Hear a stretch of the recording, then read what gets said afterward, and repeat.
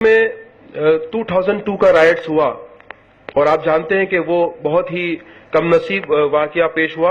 Right कोई भी हो, किसी भी वक्त में हो, वो कभी भी मतलब उसको हम जस्टिफाई नहीं कर सकते, उसको हम कंडेम ही करना चाहिए। लेकिन हमको साथ में ये भी देखना है कि इंडिपेंडेंस से लेकर आज तक क्या हुआ। आजादी से लेकर आज तक हिंदुस्तान की तारीख में 11,000 राइट्स हुए, उसमें लाखों हिंदू और मुसलमान मारे गए। और जहां तक हकीकत यह है कि ज्यादातर सब कांग्रेस रूलिंग वक्त में हुए हैं। हमारे गुजरात की बात करो, गुजरात में इससे पहले क्या था? गुजरात में 2002 के पहले एक बड़ा राइट हुआ 1965 में, जब चीफ मिनिस्टर थे हितेंद्र देसाई कांग्रेस के। वो इतना बड़ा दंगा था, इतने लोग मारे गए थे कि इंदिरा गांधी जी खुद अहमदाबाद आए थे गुजरात में। एक मस्जिद थी जो पुलिस स्टेशन के बिल्कुल बाजू में थी, जिसको शहीद कर दिया गया था। इंदिरा गांधी जी वहां आए थे, फिर भी न उसमें कोई एफआईआर हुआ था, न कोई चार्जशीट हुआ, न किसी को सजा हुई, न किसी विक्टिम को कोई सहायता मिली। महीनों तक दंगे चलते रहे। उसके बाद एक बड़ा दंगा हुआ 1985 में, जब माधव सिंह सोलंकी कांग्रेस के चीफ मिनिस्टर थे। हजारों लोग मारे गए, 4-5 महीने तक दंगे चलते रहे। उसके बाद 87 में एक बड़ा दंगा हुआ, जब कांग्रेस के अमर सिंह चौधरी चीफ मिनिस्टर थे, उसमें भी कई लोग मारे गए।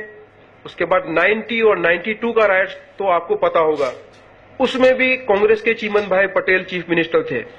92 का राइट, मैं खुद सूरत सिटी में रहता हूं, उसमें सबसे ज्यादा लोग हमारे शहर में मारे गए थे। और अफसोस की बात तो यह है, साथ में ताज्जुब की बात भी यह है कि कांग्रेस के होम मिनिस्टर सीडी पटेल हमारे शहर में मौजूद थे, क्योंकि वो हमारे ही करीब रहने वाले में से हैं। वो खुद वहां मौजूद थी और उनकी मौजूदगी में इतने बड़े राइट हुआ, दंगे हुए, कोई एक्शन नहीं लिया गया।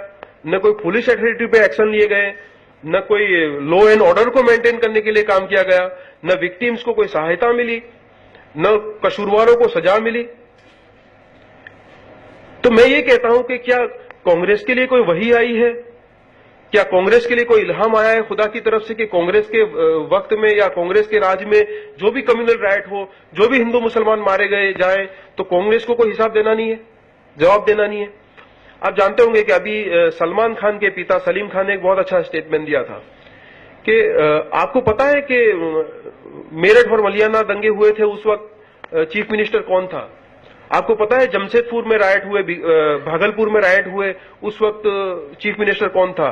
92 में महाराष्ट्र में कम्युनल राइट हुए खुद कांग्रेस ने श्री कृष्ण कमीशन का रिपोर्ट बनाया, समिति बनाई, और जब दंगाइयों को सजा देने के लिए जब वो रिपोर्ट आया तो उसको डस्टबिन में डाल दिया।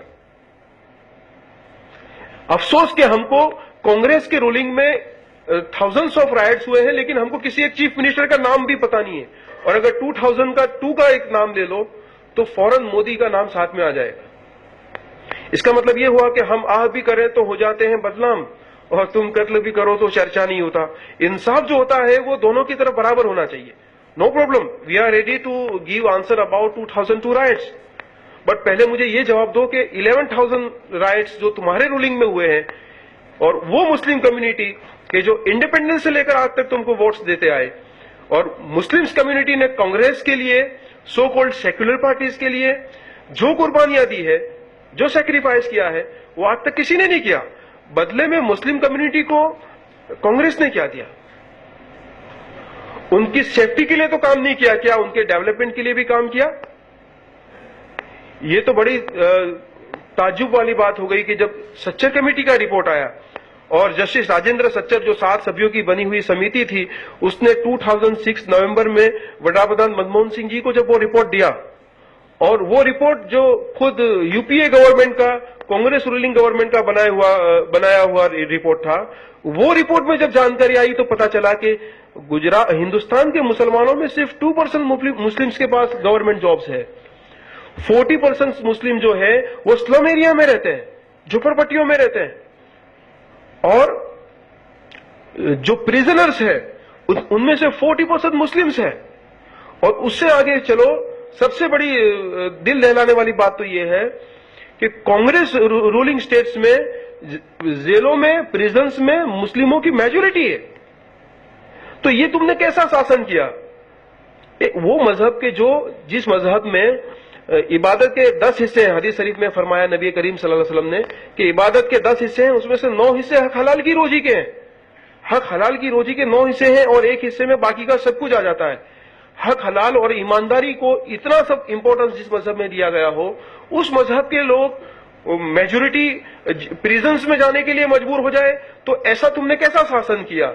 ऐसा कैसा रूलिंग किया? अगर तुमने उनके एजुकेशन के लिए काम किया होता, तुमने अगर उनके डेवलपमेंट के लिए काम किया होता, तुमने उनके विकास के लिए काम किया होता, तुमने हिंदू मुस्लिम यूनिटी के लिए काम किया होता, सोसाइटी के वेलफेयर के लिए काम किया होता, तो उनको प्रिजन्स में न जाना पड़ता, उनको कैदियों की टोपियां नहीं पहननी पड़ती।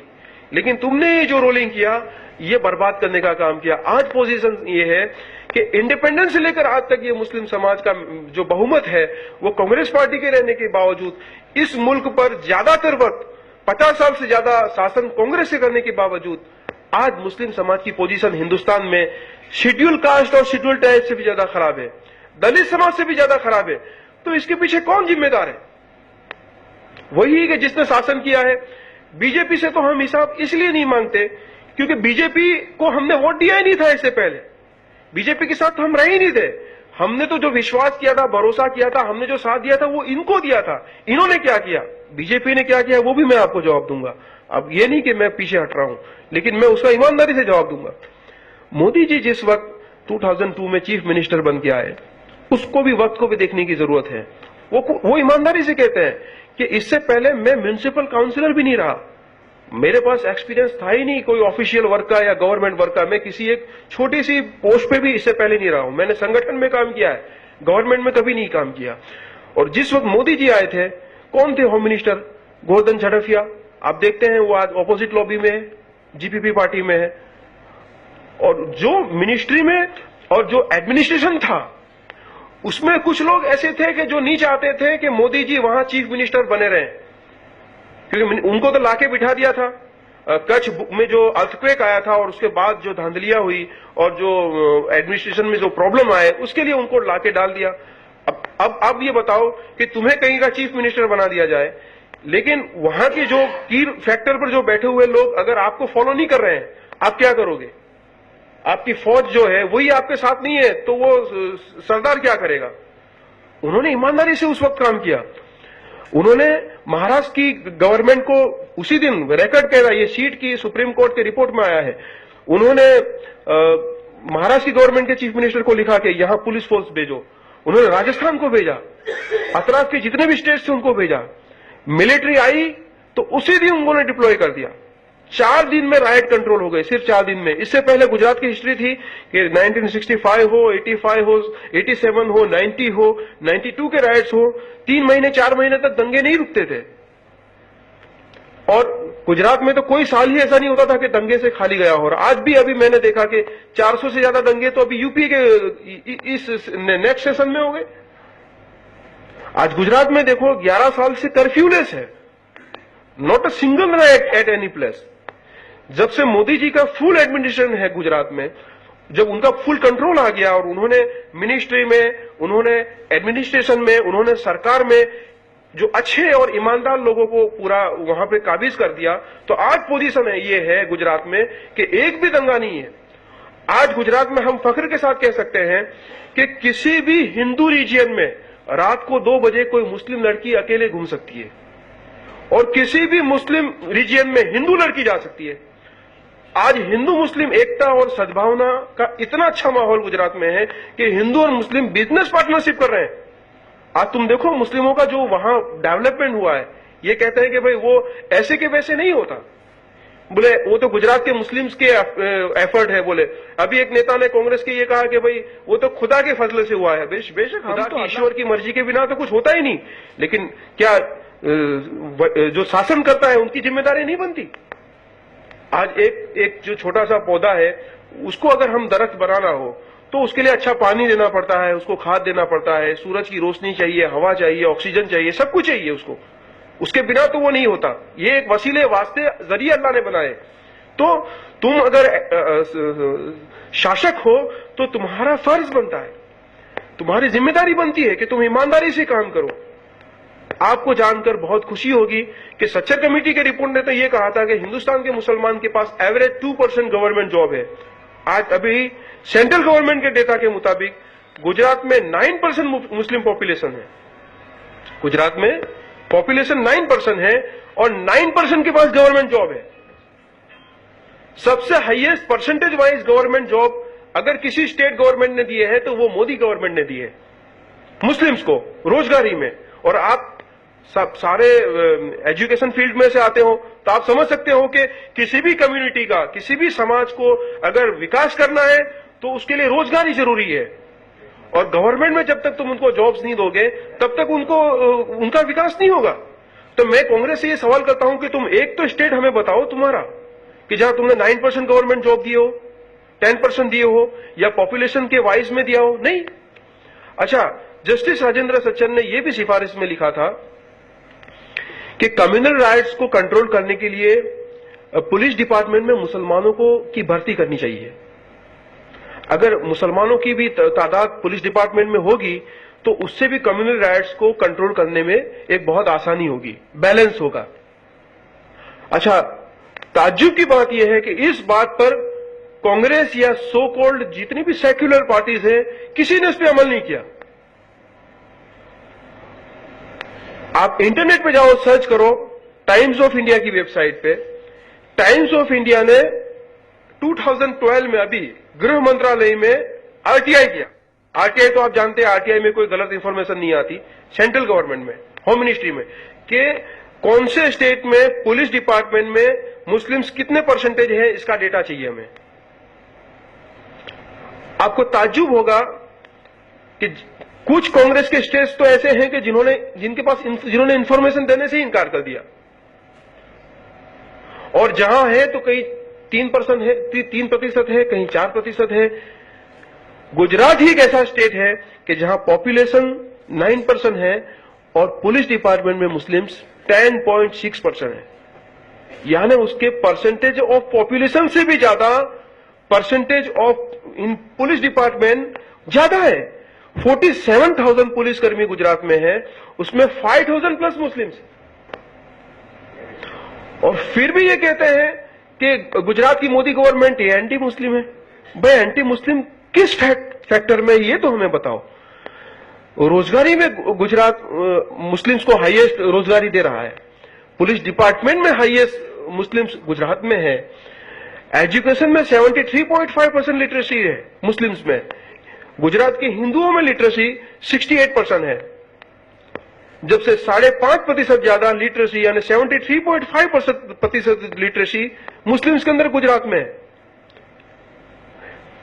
स्कॉलरशिप में, हाँ बिल्कुल, वो ये कहते हैं कि हम भेदभाव नहीं करेंगे हिंदू और मुस्लिम में, हम justice for all, appeasement for none, सबका साथ और सबका विकास।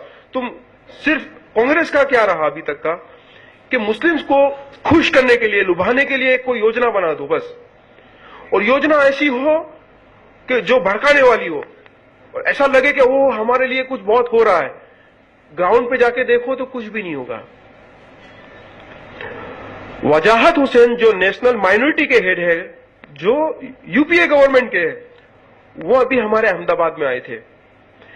उन्होंने ये स्टेज पे आके खुद ने कहा, वजाहत हुसैन ने, कि सच्चर समिति की 40 सिफारिशों में से 39 पे ये 7 साल हो गए, सेंट्रल गवर्नमेंट ने अमल की शुरुआत भी नहीं की। अब आप में से हर एक शख्स जो है, मैं मानता हूं कि कम से कम 1000 आदमी को लीड करता है। मैं आपको यह सवाल करता हूं कि 40 सिफारिशों में से 7 साल के बाद भी खुद नेशनल माइनॉरिटी सेंट्रल गवर्नमेंट का हेड ये कहता हूं, हम नहीं कहते, बीजेपी वाले नहीं कहते, ये कहते हो कि 39 पे अमल की शुरुआत भी नहीं हुई। तो आप इस पे से सोचो कि कांग्रेस का नजरिया कैसा है। सिर्फ योजनाएं बनाना, सिर्फ हथेली में चांद दिखाना, कुछ करना कुछ भी नहीं। अच्छा, अभी लास्ट मंथ जो डेटा आया, जो 12वीं योजना थी जन कल्याण की, माइनॉरिटी वेलफेयर की, वड़ा प्रधान की जो 12वीं योजना थी, उसमें से 41% पैसे, जिसमें हर साल 1000 करोड़ रुपए से ज्यादा इस्तेमाल करने होते हैं, उसके 4 साल का डेटा ये कहता है कि 41% जो उसका जो पूरा वो योजना का जो पूरा पैसा था वो लैप्स हो गया। 41%। देखो कितनी बड़ी बात है। यानी तुम योजना बनाते हो, योजना के लिए पैसे अलर्ट भी करते हो, उसका इस्तेमाल नहीं कर रहे हैं।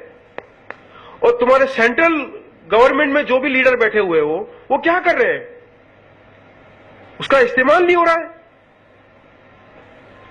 कहने की बात यह है कि ईमानदारी से जो काम करना चाहिए ग्राउंड लेवल पर, ये नहीं कर रहे हैं।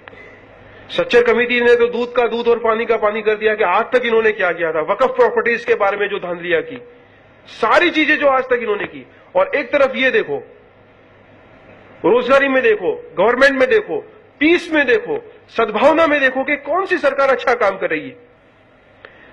मोदी जी 2002 में थे, 4 दिन में कंट्रोल कर लिया।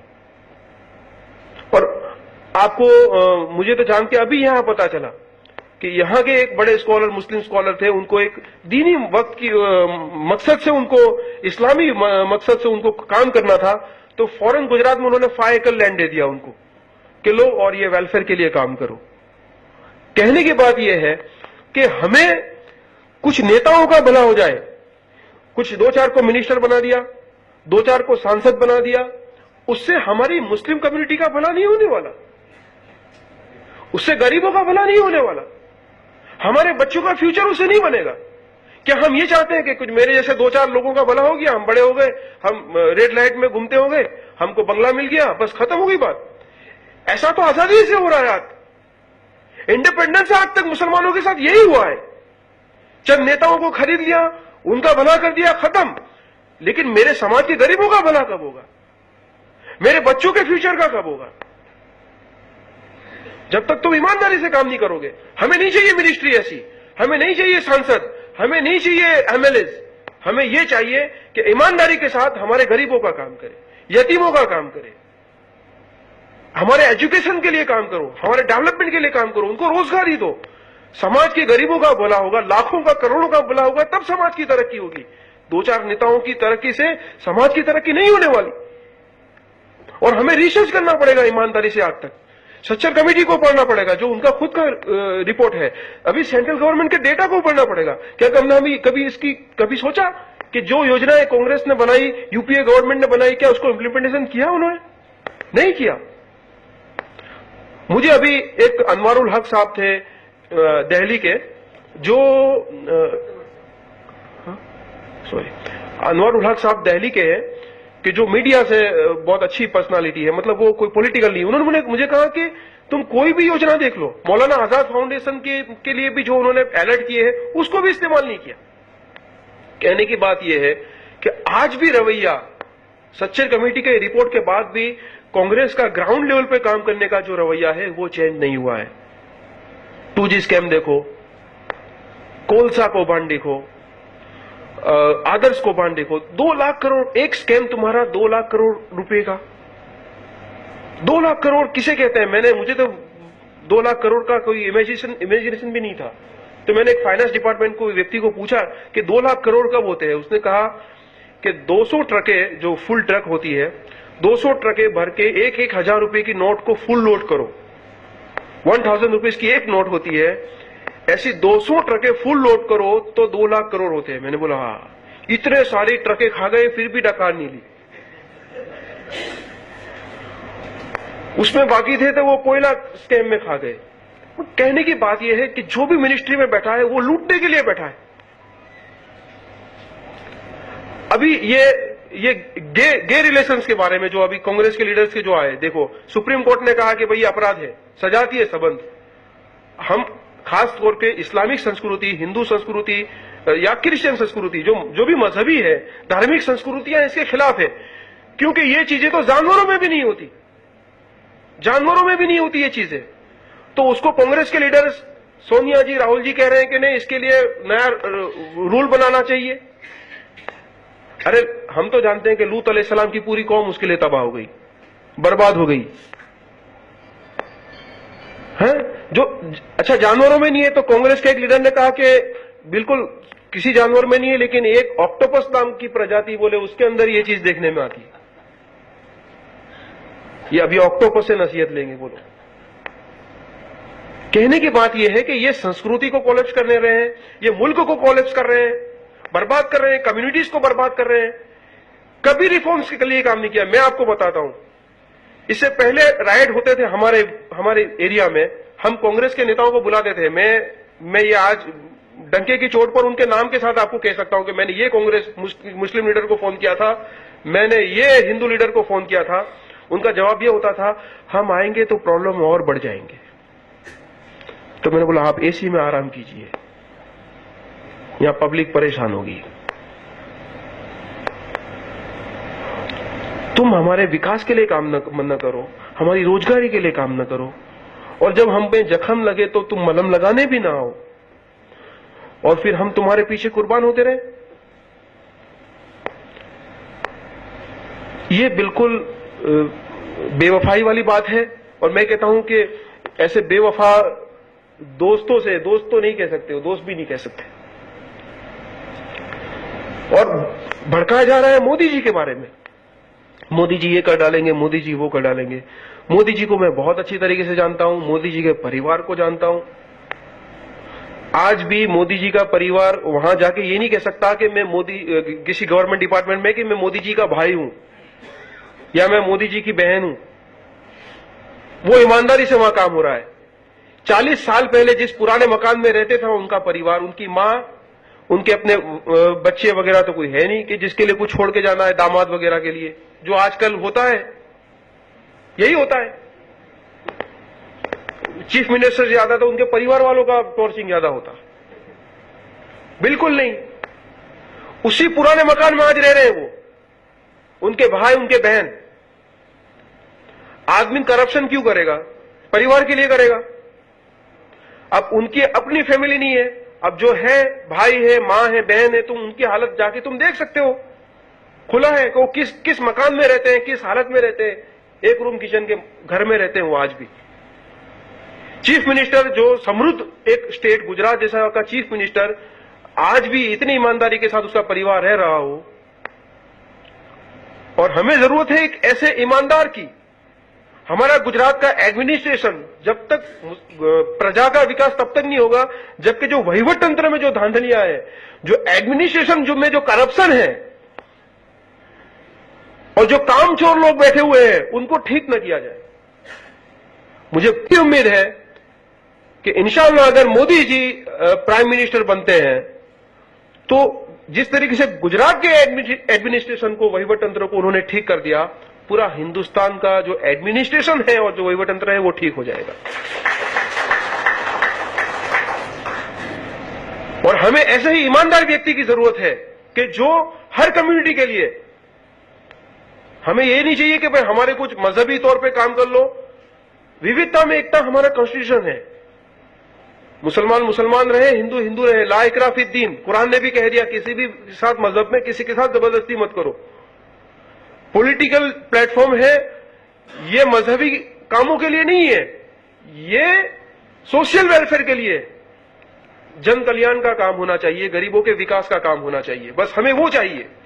ये एक दो काम ऐसे कर लेते हैं कि मजहबी तौर पे मुसलमानों को ऐसा लगे कि ये तो हमारे लिए बहुत अच्छा काम किया इन्होंने, देखो इन्होंने तो ये कर लिया, देखो इन्होंने तो वो कर लिया, वहां जाके आए, वो रिलीजियस प्लेस की मुलाकात ली, फलां जगह पे चले गए। इससे क्या होगा? इससे कौम का भला हो जाएगा? नहीं होगा। कहने की बात दोस्तों ये है कि कांग्रेस का पूरा ढांचा इस तरीके का है कि ये बिल्कुल एक अच्छा ईमानदार शासन देने के काबिल नहीं है। दोस्तों, हमें एक ऐसी चीज की जरूरत है कि जो ईमानदारी के साथ काम करे। आज तुम गुजरात में आके खुद देखो, मैं तो साथ में आपको दावत भी देने रहा हूं कि मैं कह रहा हूं, मैंने अभी रहीम जी से कहा मैंने कि आप पूरी टीम एक डेलीगेशन लेके आओ जिसमें सिर्फ मजहबी लोग ना हो, सिर्फ पॉलिटिकल लोग ना हो, उसमें कुछ मजहबी लोग भी हो, जिसका किसी पॉलिटिकल पार्टी से कोई वास्ता ना हो, जो ईमानदार हो। ऐसे लोग आए और गुजरात की मुलाकात लो। आप गुजरात में देखो, आज गुजरात के अंदर इलेक्टेड मुस्लिम काउंसिलर की तादाद, जो बीजेपी के मैंडेट पे जीते हैं मुस्लिम्स, उनकी तादाद कांग्रेस से ज्यादा है। 240 मुस्लिम काउंसिलर्स गुजरात में बीजेपी के मैंडेट पे जीते हैं, जो कांग्रेस से भी ज्यादा है। और उनमें से 120 तो आज चेयरमैन है। अगर मोदी जी एंटी मुस्लिम होते, और ये अभी की बात नहीं है, ये आज तो नहीं, ये अभी पीएम वाला तो अभी शुरू हुआ। ये तो मैं आपको पहले की बात बता रहा हूं, और मैं आपको ले जाऊंगा उन बस्तियों में, उन मुस्लिम बस्तियों में कि जहां 50 साल में कांग्रेस ने न रास्ते बनाए थे, न सड़कें बनाई थी, न वहां कोई मेडिकल सुविधाएं थी, ना कोई एजुकेशनल कॉम्प्लेक्स थे वहां। आज तुम खुद जाके देखो कि वहां के रास्ते कैसे बने हैं, वहां जल पानी की व्यवस्था कैसी है, वहां मेडिकल सेंटर कैसे बने खड़े हुए हैं। कहने की बात यह है कि हमारी कौम को यह जरूरत है, समाज को इन चीजों की जरूरत है, और हमें ऐसा शासक चाहिए कि जो ये सारी चीजें सुविधाएं उपलब्ध कराए।